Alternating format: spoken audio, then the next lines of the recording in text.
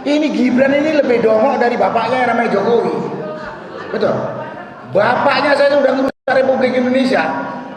Apalagi kalau dia naik, hancur lebur Republik Indonesia ini. Jadi pertimbangannya bukan sentimen kepada yang namanya Gibran, tapi kita sayang kepada negara kita, sayang kepada anak cucu kita. Kalau sempat dipimpin manusia tak bermutu yang bisa menghancurkan kita punya negara yang sudah didirikan oleh founding fathers negeri kita dengan darah dan jiwa. Itu dasar kita. Ada bukan karena irin si Gibran enggak. Kita mengkhawatirkan manusia ini kalau memimpin rusak, dan dari sisi etika, moral dan hukum dia juga menang atas dasar nepotis bapaknya. Padahal saya tidak tahu, yang tahu lawyer ini mungkin.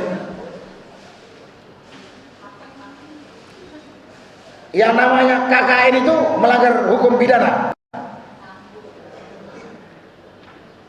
Dan mungkin Pak Rizal Padilla yang tahu. Dia bilang kalau melanggar KKN, pidananya KKN itu ponisnya bisa 12 tahun mungkin. Itu Pak Rizal bilang saya. Nah ini gak mau pikir gitu.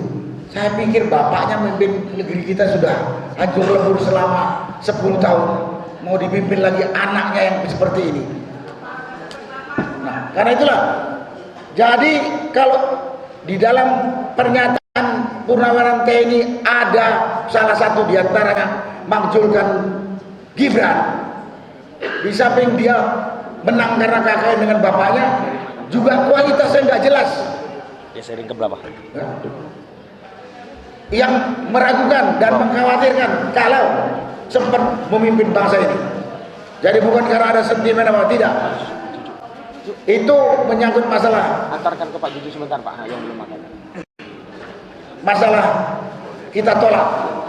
Yang lain-lain di 8 poin ini saya kira hampir semua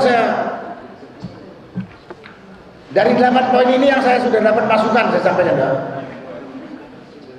Poin pertama itu kembali ke Undang-Undang Dasar 45. Ini masih debatable. Banyak yang mendukung tapi ada juga yang tidak. Biasa saja, itu perlu diskusi akademik lagi. Kemudian Polri, kita minta kembalikan tugas pokoknya pada fungsi Kaptimas, kembalikan ke Kemdagri. Ini juga masih ada debat, tapi debatnya bukan karena kembalikan kepada fungsi Kaptimas, nggak cocok Kemdagri gitu, taruhnya di Menhan gitu. Itu juga bisa kita debat.